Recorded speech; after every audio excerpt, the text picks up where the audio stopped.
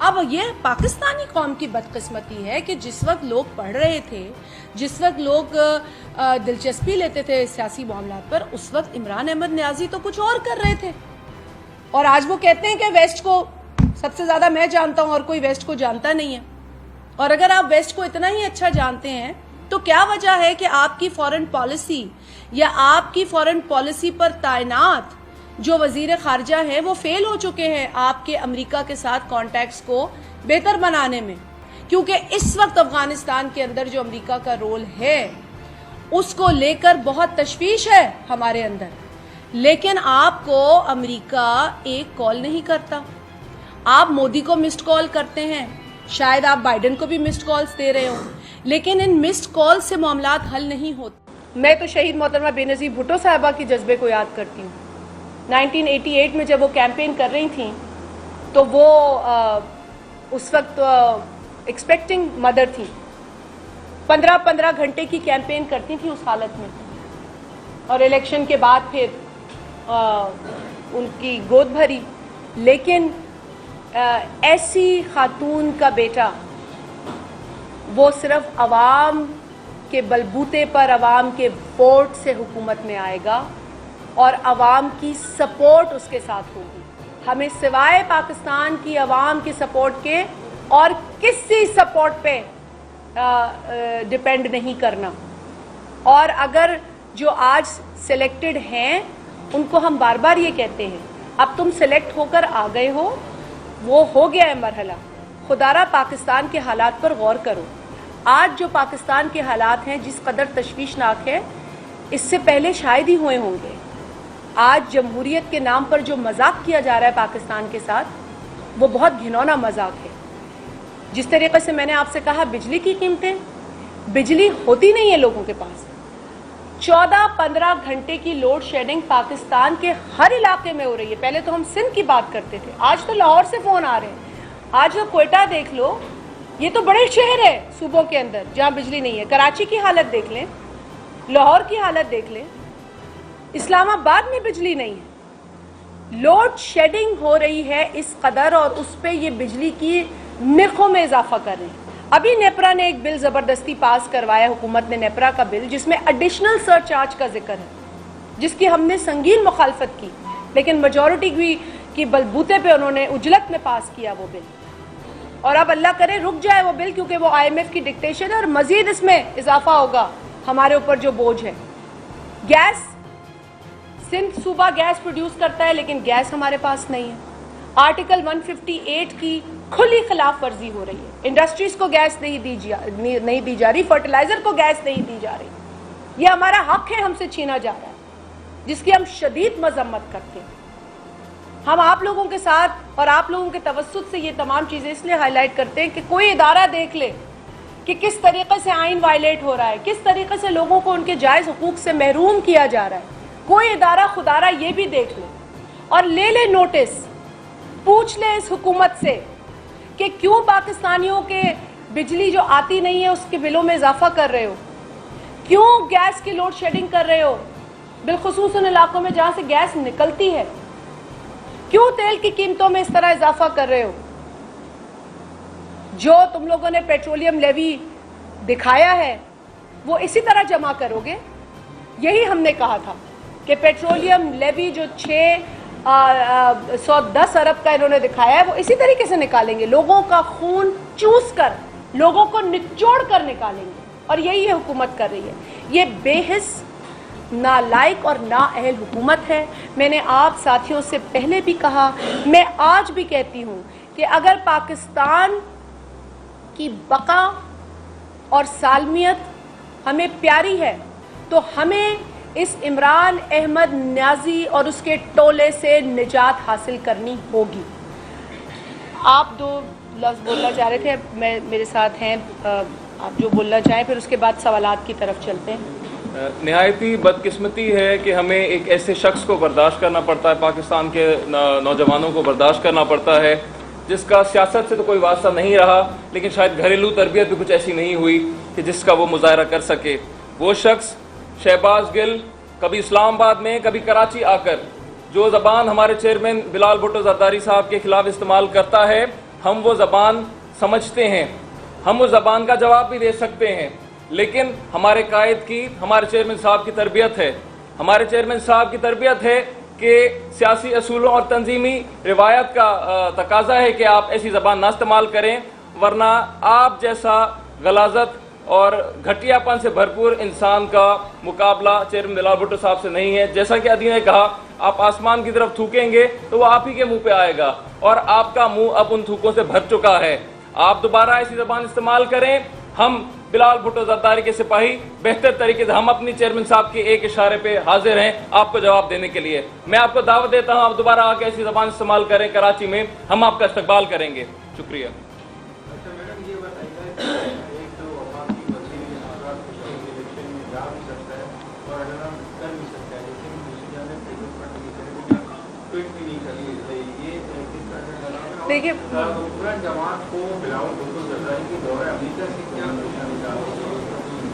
देखिए, हुक्मरान जमात पीटीआई वैसे ही बिलावल भुट्टो ज़रदारी साहब का जो असेंबली में कारकर्दगी है, जहां वो आते हैं मुतवातर, रेगुलर उनकी अटेंडेंस है। बजट सेशन में आप उठा के देख लें, किसी भी सेशन में देख लें, जिस तरीके से वो इस हुकूमत को एक्सपोज कर रहे हैं और जिस जहानत से और जिस तैयारी से वो इस हुकूमत को रोज़ एक्सपोज कर रहे हैं, वो चीज़ इस नाअहल हुकूमत को खटकती है। और फिर ये बकवास करते हैं पर्ची की और इसकी और उसकी। अरे भाई, ये वो पर्ची है जो शहादत नसीब करती है। अगर आपको ये सुनना है, इस जमात की सरबराही कोई आसान काम नहीं है। आपको तो बुखार हो जाए तो आपको नानी याद आ जाती है। यहाँ तो लाशें उठाने वाली ये जमात है, लाश उठाती है और फिर जी भुट्टो का नारा लगाती है। तो आप हमारी सब्र का और हमारी जज्बे का इम्तिहान ना लें। हम शहादतों के आदी हैं, और आज अगर बिलावल भुट्टो ज़रदारी साहब ने ये ताज पहना है तो ये कांटों का ताज है, ये कांटों का ताज है जिस पर बहुत खतरात उनके सामने हैं और हमें उनकी फिक्र रहती है। दूसरी बात, आपने कहा ये एक नहीं दो पाकिस्तान है, और हमारा यही रोना है कि इस इलेक्शन में भी जो कश्मीर में हो रहा है, इसमें भी एक नहीं दो पाकिस्तान हमें नजर आ रहे हैं। बिल्कुल नहीं होंगे। कैसे होंगे शफाफ इलेक्शन? अगर वफाकी वजीर, और वो भी कश्मीर उमूर का, वहाँ जाकर खुल्लम खुल्ला रिश्वत की ऑफर करता है, और गिलगित बल्तिस्तान में भी ये शख्स यही कर चुका है, और वहाँ की बातें यहाँ दोहरा रहा है कि एक वोट पर 1 करोड़ मिलेगा, तो कैसे ये इलेक्शन साफ होगा? ये इलेक्शन फ्रॉड होगा, ये धांधली पर मबनी होगा।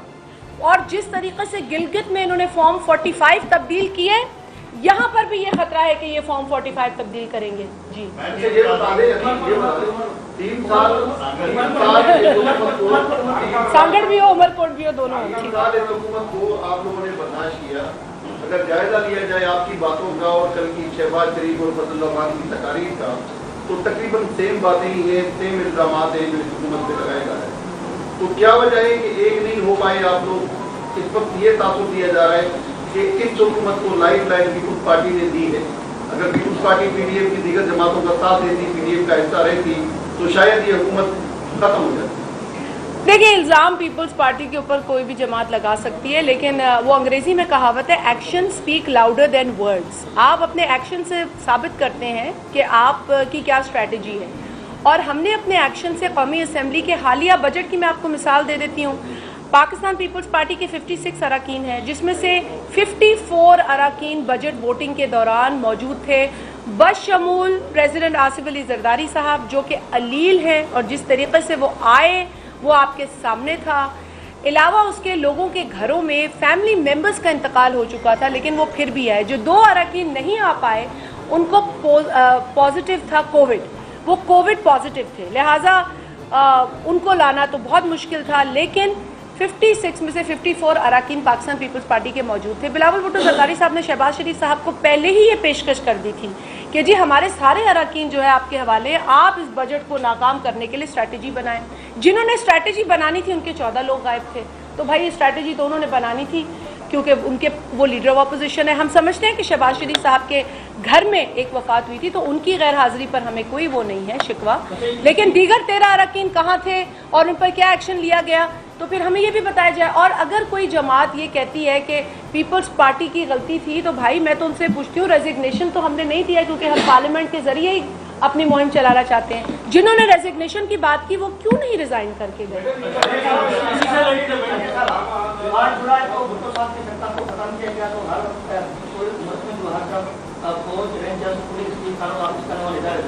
لیکن آج کسی دن کے موقع پر ایک ایسا علاقہ جہاں پر ہر طرف جو ہے پولیس کا راج ہے, پولیس کر دی ہے, جہاں ہر سال کوئلہ نکلا ہے, محکمہ دوسروں کا خواب پورا ہوا ہے اسلام لوگ, جہاں پر دو بلڈنگ گھر کا اسٹاف اس کو شہباز کمیونٹی سے کوئی کمپنی میں دخل کیا اشد کرتے 5-6 روز سے لوگ شراب پہ جا رہے ہیں, پورا لمبا ملا ہے, ہر گھر میں ماتم دھپا ہے, لیکن سب سرکار حکومت طور پر خاموش ہے. آج صافوں پر ایس ایس پی کے گھر پر تشدد کی گیا. میں نے اس کی مجھے اس کی مکمل, کیونکہ دو طرف کی تفصیل ہوتی ہے, لیکن جو آپ کی بات ہے اور جو میں نے پڑھا ہے میں اس کی مذمت کرتی ہوں, اور کسی بھی ادارے کو یہ حق حاصل نہیں ہے کہ مقامی لوگوں کے ساتھ یہ طریقہ اختیار کیا جائے. میں سخت الفاظ میں اس کی مذمت کرتی ہوں. اس میں جو اشخاص ملوث ہیں اس کے خلاف قانون حرکت میں آنا چاہیے, اس میں کوئی دو رائے نہیں ہے, اور میں خود اس کے بارے میں معلومات حاصل کروں گی. میڈم, وزیر اعظم صاحب نے ایک ہی تقریر میں یہ سارے اعلانات کیے کہ وہ بجلی بھی نہیں بڑھائیں گے, پیٹرول بھی مہنگا نہیں کریں گے, اور امریکہ کو اڈے بھی نہیں دیں گے. 2% یوٹر لے لیا, کیا سمجھتے تیسرے پہ بھی یوٹر تو نہیں لے لیں گے بعد میں؟ اور دوسرا آپ نے کہا کہ کسی بھی اہم میٹنگ میں وہ شامل نہیں ہوتے, تو کیا انہیں روکا گیا کیونکہ وہ جس بھی میٹنگ میں آتے پہلے وہ گھر مار دیتے؟ ہاں, یہ تو ہے واقعی. یہ آپ نے درست کہا کہ عمران نیازی جس میٹنگ میں آتے ہیں وہاں پہ بھنڈی مارتے ہیں, کیونکہ ان کو سیاست کی کا علم نہیں ہے. اب تو وہ کہتے ہیں میں سیاستدان ہوں ہی نہیں, تو سیاستدان آپ نہیں ہیں تو آپ اس ملک کی سب سے اہم پوزیشن جس کا تعلق سیاست سے, اس کے اوپر بیٹھ کر کیا کر رہے ہیں؟ آپ نے جو قومی اسمبلی کے اراکین ہیں ان سے ووٹ کیوں لیا؟ وہ سارے سیاستدان تھے. پھر آپ نے ان سیاستدانوں سے ووٹ لے کر کیوں پرائم منسٹر بنے آپ؟ تو آپ نے جو کہا ہے اڈوں کے حوالے سے, دیکھیں میں نے آپ کو پہلے اسی لیے 2002 کی جو قرارداد تھی اس کا ایک نقطہ شک نمبر 10 میں نے آپ کو پڑھ کے سنائی, وہ آپ بھی پڑھ لیجئے گا, وہ اب پبلک ڈومین میں ہے یہ ساری چیز. اس میں لکھا ہے کہ آپ اڈے نہیں دیں گے کسی بھی فورن کنٹری کو. تو عمران نیازی اپنا کوئی اعلان تھوڑی کر رہا, وہ تو وہ اعلان کر رہے ہیں جو 2012 میں جس پر آپ کی پارلیمنٹ کمٹ کر چکی ہے. اس میں کوئی رد و بدل نہیں, اس نے کوئی اپنی طرف سے بات نہیں کی ہے. وہ اگر خدا نخواستہ ایسی کوئی حرکت کرنا بھی چاہے گا تو اس کو وہ ریزولوشن روکے گی, اس کو پارلیمنٹ میں موجود اس کی ہاں میں ہاں ملانے والے نہ بھی روکیں, لیکن اپوزیشن کی جماعتیں روکیں گی, اس کا گھیراؤ کریں گی, کیونکہ 2012 کی پوزیشن سے پاکستان پیچھے نہیں ہٹ سکتا, اور وہ پوزیشن یہ ہے کہ کسی بھی فورن کنٹری کو ہم اپنی بیس نہیں دیں گے. افغانستان کی صورتحال جو ہے اسی ریلیٹڈ ہے, اس کے بعد اس سے پہلے یہاں بھی کوئی دوبارہ صورتحال ہے. دیکھیں بہت تشویش ہے ہمیں صورتحال کے اوپر. افغانستان میں جو کچھ ہو رہا ہے, جس طریقے سے میں نے پہلے کہا کہ اس کے اثرات پاکستان پر مرتب ہوں گے. ایک ڈکٹیٹر کے دور میں جب افغانستان کی صورتحال پیدا ہوئی تو آپ نے دیکھا وہ کس طریقے سے مس مینج ہوئی, اور کس طریقے سے پاکستان کے ڈائنامکس بدلے, اور کس طریقے سے ہماری 3 جنریشنز نے وہ ساری چیزیں بھگتیں. جنرل ضیاء نے تو ہمیں ہیروئن اور کلیشنکوف کا بھی تحفہ دے دیا. اس نے تو ہماری قوم کے بچوں کو ایک ایسے ڈائریکشن میں دھکیل دیا جس سے کہ واپسی بہت مشکل ہے. ہم اب بھی ان زخموں, ان چوٹوں سے جو ہے وہ ابھی تک ہم مکمل ہیل نہیں ہوئے ہیں, ابھی تک وہ زخم بھرے نہیں ہیں ہمارے. ہم آج بھی بھگت رہے یہ چیزیں, آج بھی ان لعنتوں کو ہم بھگت رہے ہیں جو جنرل ضیاء کی دی گئی ہیں, چاہے وہ پھر قوم کو ڈیوائیڈ کرنا ہو, فرقہ واریت ہو, مذہب کے نام پہ ڈیوائیڈ کرنا ہو, مسلک کے نام پہ ڈیوائیڈ کرنا ہو, زبان کے نام پہ ڈیوائیڈ کرنا ہو, نسل کے نام پہ یا علاقے کے نام پہ تقسیم کرنا ہو. یہ جنرل ضیاء نے اس کا بیج بویا تھا. آج اگر ہم 5 جولائی 2021 کو بیٹھ کر یہ بات کر رہے ہیں تو آج بھی ان چیزوں کے اثرات ہمیں نظر آ رہے ہیں معاشرے کے اندر بدقسمتی کے ساتھ. تو بالکل یہ سنگین معاملہ ہے, اور یہی وجہ ہے کہ یہ میٹنگ ہوئی. افسوس کہ عمران نیازی اس میں نہیں آئے, ہمیشہ کی طرح اہم ایشوز پر بھاگ گئے. اب بھاگنے والے کو کیا کہتے ہیں یہ لفظ تو آپ کو بھی پتہ ہے, لیکن وہ بھاگ گئے اس میٹنگ سے. اور اب ہمیں نہیں پتا کہ آگے وہ کتنا انٹرسٹ لیں گے, لیکن ہم لیں گے, کیونکہ یہ کہا گیا ہے کہ ایک اور میٹنگ ہوگی, اور یہ ایک شروعات تھی اس دور میں. اگر اچھا ہوگا کہ ایک اور میٹنگ ہو اور متواتر ہو اور ہمیں بتایا جائے, تاکہ ہم آپ کے ساتھ پھر تمام حقائق شیئر بھی کر سکیں. علی بادل نے کہا ہے کہ میں کورٹ جا رہا ہوں, بلاول نے वज़ीर आला सिंध का इस्तेमाल किया और क्यों कर रहे हैं, और वज़ीर आला सिंध को तो मालिशी के तौर पर कलेक्टर के भी साथ नहीं ले जाए। मैं तो कहती हूँ कोर्ट जाएं, और अगर इतना शरीफ आदमी है तो जो कब्जे कर रहा है उसका भी हिसाब दे, जो जिस क्राइम में वो मुलव्वस है और जिस छतरी के तले वो छुप रहा है उसका भी बयान करें, क्योंकि देखिए ईमानदारी का तो यही तकाजा है ना। अगर आप इतने ईमानदार हैं, और अगर बिलावल भुट्टो जरदारी साहब ने सिंध गवर्नमेंट के जहाज़ में सफ़र किया तो उसमें 2 मिनिस्टर्स भी उनके साथ मौजूद थे। बिलावल साहब तो लिफ्ट लेके जा रहे थे 2 मिनिस्टर्स के साथ। तो अगर वो समझते हैं कि इतनी अंधी मची हुई है तो फिर उनसे भी पूछा जाएगा। और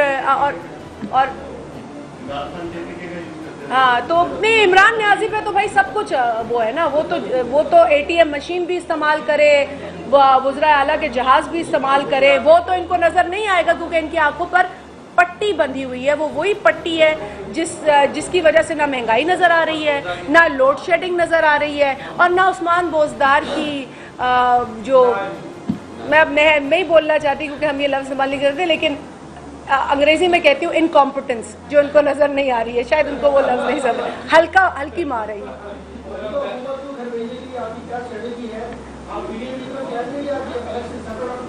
देखें, अगर PDM जो है वो पार्लिमानी रास्ते इख्तियार करने पर तैयार है, अगर वो पार्लियामेंट्री टूल्स जिसके अंदर जो हमने पहले भी पेशकश की थी कि नो कॉन्फिडेंस हो या असेंबली को ना छोड़ा जाए, इस तरह की ऑप्शंस को अवेल करेंगे और सिर्फ 2 जमातें PDM की जो है वो हावी नहीं होंगी दीगर जमातों पर, तो हमें क्या इतराज़ हो सकता है भाई। हमारा मकसद इस वक्त इस नाअहल नालायक हुकूमत को घर भेजना है, क्योंकि अगर ये ज़्यादा दिन रह गई तो पाकिस्तान को और ख़तरात लाहक होंगे। वैसे ही पाकिस्तान को इस वक्त बहुत से मसाइल दरपेश हैं, ना हम अंदरूनी तौर पर उस तरीक़े से मजबूत हैं, ना हमारी फ़ॉरेन पॉलिसी में वो दम है कि जिससे कि कोई लोग हमें इज़्ज़त की निगाह से देखें। क्योंकि जब मुल्क का वज़ीर आज़म मुल्क से बाहर जाता है और कहता है कि मेरे मुल्क में करप्शन और मनी लॉन्ड्रिंग है, तो आपको कोई इज़्ज़त की नज़र से नहीं देख सकता, और यही वज़ीर आज़म कर रहा है। इसी तरह की खिदमत पाकिस्तान की जा रही है, अनफॉर्चुनेटली।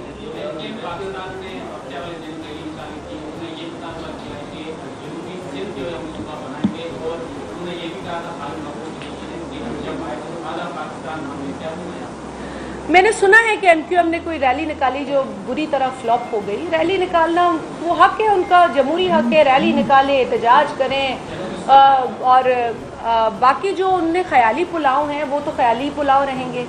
अल्हम्दुलिल्लाह सिंध में कोई जवाज़ नहीं है, खुदा न खास्ता इसके अंदर कोई डिवीज़न का, ये तो वहाँ अगर कोई इसका प्री रिक्विजिट होता है, लेकिन यहाँ तो कोई प्री रिक्विजिट नहीं है।